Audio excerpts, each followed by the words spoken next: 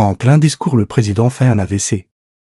Ce 2 septembre 2005, un seul rendez-vous officiel figure à l'agenda. La réception des représentants de la principauté d'Andorre.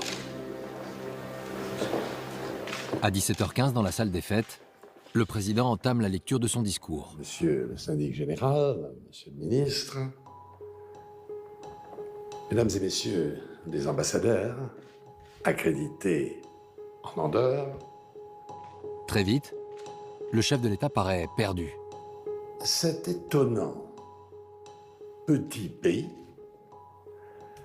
incarne une des plus belles traditions de l'aventure humaine. On se rend compte effectivement qu'il sort de son texte complètement. C'est assez rare chez lui. Non seulement ils ont maintenu, Andorre a maintenu sa capacité de développement. Jacques Chirac ne parle que 5 minutes au lieu du quart d'heure prévu. Pour son auditoire, il parvient pourtant à faire illusion. Moi, je me suis rendu compte de rien. Vous savez, que ce soit sur le plan physique ou sur le plan psychologique, Jacques Chirac, c'est un sphinx.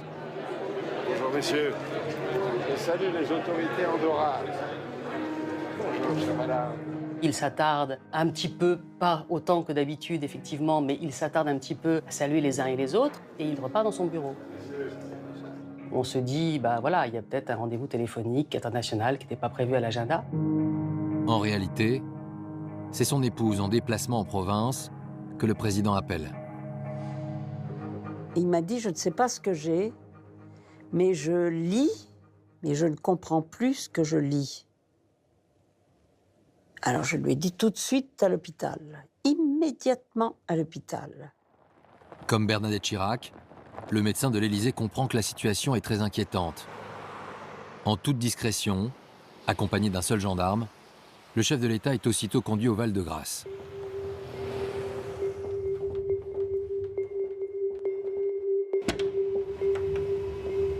Il l'attendait pour avoir son scanner et me voit arriver et il dit « Oh, madame le professeur, il doit y avoir quelqu'un d'important ici pour que vous vous dérangiez. » Les résultats du scanner révèlent que Jacques Chirac a subi un hématome intracérébral gauche, autrement dit, un accident vasculaire cérébral.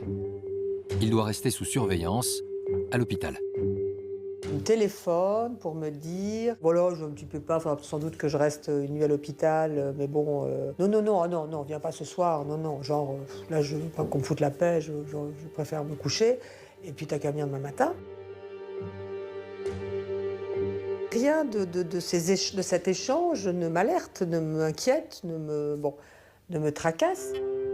Le président minimise cet accident qui aurait pu lui être fatal. Un scénario sombre qu'il avait étrangement envisagé depuis quelque temps déjà. Chirac disait toujours « Je mourrai comme mon père à 70 ans d'une attaque ». J'ai toujours entendu ça. De toute façon, moi, je mourrai à 70 ans. On peut considérer que le destin aurait pu être effectivement celui-là, ça aurait été cohérent avec ce qu'il a toujours pensé.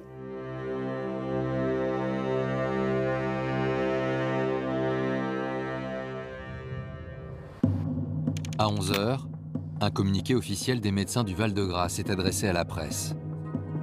Un texte visé par sa conseillère en communication Claude Chirac, dont les termes exacts sont repris par le Premier ministre quelques instants plus tard. J'ai eu longuement, ce matin, le président de la République au téléphone.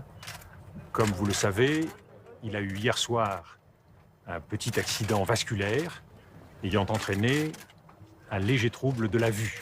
On parle de petits pépins de santé, de légers troubles de la vision. On ne parle jamais d'un accident vasculaire cérébral. Le mot cérébral n'est jamais inscrit dans les communiqués. On ne veut pas dire aux Français qu'il s'est passé quelque chose dans le cerveau de Jacques Chirac. C'est pourtant le cas, parce que ça inquiète. C'est un mot qui fait peur, le mot cerveau cérébral. Malgré la version officielle, l'époque n'est plus au secret, au non-dit.